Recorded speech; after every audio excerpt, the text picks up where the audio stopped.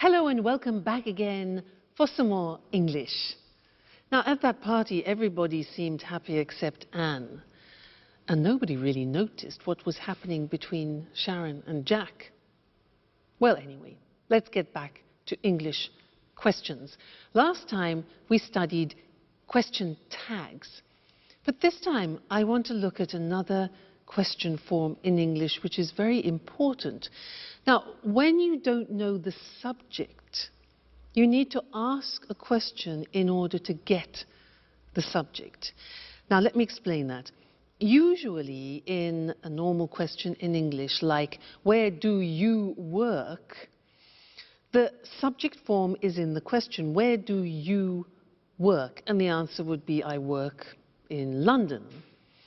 But if I want to ask you about the subject, I have to change the question and it becomes, who works in London? Now that question is asking for the subject and the answer could be, my brother, the subject, works in London. Now the good thing is we eliminate the auxiliaries do and does. Yahoo! I can hear you say. Let's do some examples before we go to the screen, okay?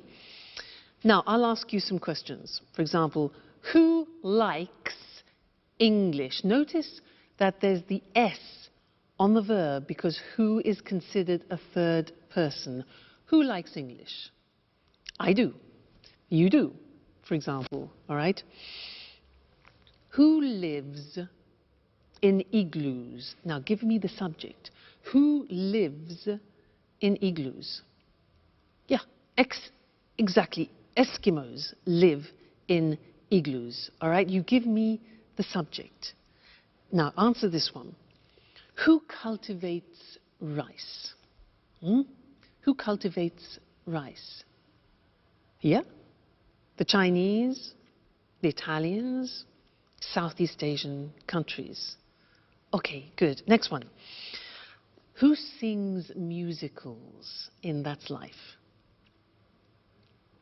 Exactly. Jack sings musicals. Great.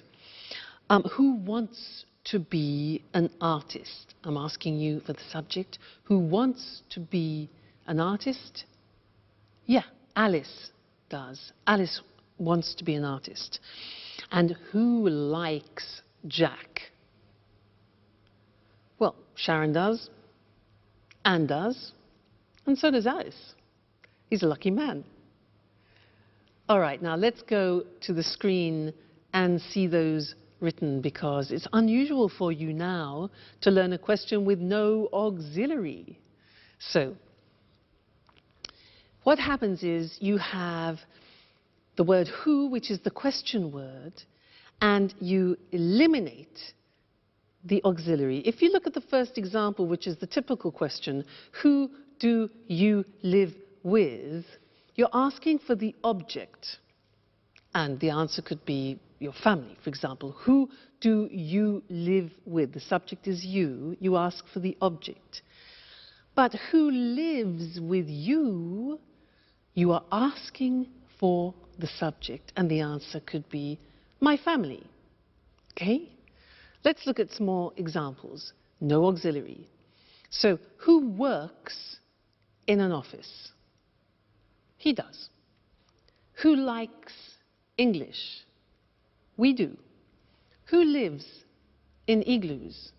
Eskimos live in igloos. Who cultivates rice? The Italians, the Chinese. Who understands Russian?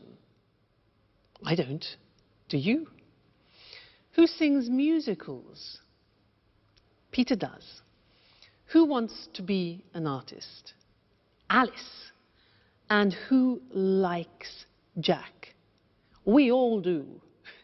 Okay, so very interesting this, and we will look at it again in the future. But remember, this is one occasion, the only occasion where you don't need auxiliaries in the question form when you're asking for the subject. So, who understands this? We do. Okay. So I'll see you again soon. Take care. Bye.